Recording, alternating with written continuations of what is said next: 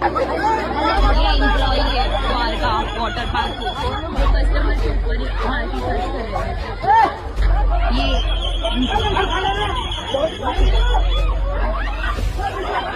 ही दृश्य तुम्हाला विचलित करू शकतात।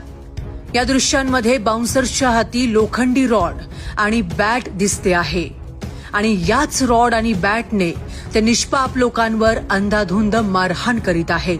ही मारहाण इतकी क्रूर आणि अमानुष होती की 2 महिला जागीच बेशुद्ध पडल्या आणि कित्येक तास त्यांना शुद्धच आली नाही।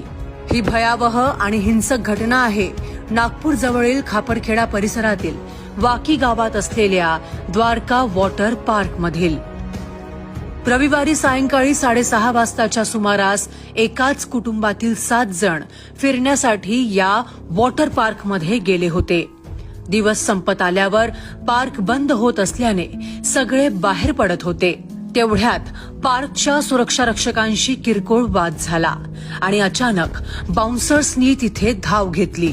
एका मागोमाग एक बाउन्सर हातात लोखंडी रॉड आणि बेसबॉल बॅट घेऊन त्या कुटुंबावर तुटून पडले। साक्षी घारोटे, सोनाली शिंदे, विवेक शिंदे, पवन शिंदे, मयूर घाटोळे आणि त्यांच्या 2 मित्रांना बेदम मारहाण करण्यात आली।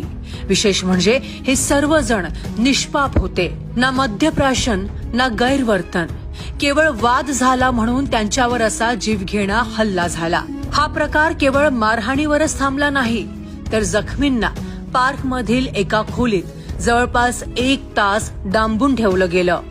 साक्षी आणि सोनाली या 2 महिला बेशुद्ध झाल्या, मात्र तिथे उपस्थित बाउन्सर्सनी मदत तर दिलीच नाही, याउलट त्यांच्या विनवण्या धुडकावून लावल्या।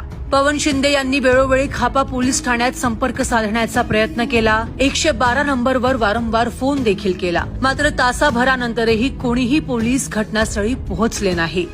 जेव्हा पीडितांनी थेट नागपूरचे पोलीस अधीक्षक हर्ष पोद्दार यांच्याशी संपर्क साधला तेव्हाच पोलिसांनी हालचाल सुरू केली। त्यानंतर द्वारका वॉटर पार्कच्या गाडीने दोन्ही महिलांना प्रथम पाटण सावंगी येथील ग्रामीण रुग्णालयात, नंतर नागपूर शहरातील मेडिकल हॉस्पिटलमध्ये हलविण्यात आलं। या घटनेवर प्रतिक्रिया विचारण्यासाठी जेव्हा द्वारका वॉटर पार्कचे मालक धर्मा रमाणी यांच्याशी आम्ही संपर्क केला तेव्हा त्यांनी थेट असं काहीच घडलेलं नाही असे सांगत उडवाउडवीचे उत्तरे दिली। धर्मा जी बात कर रहे हैं?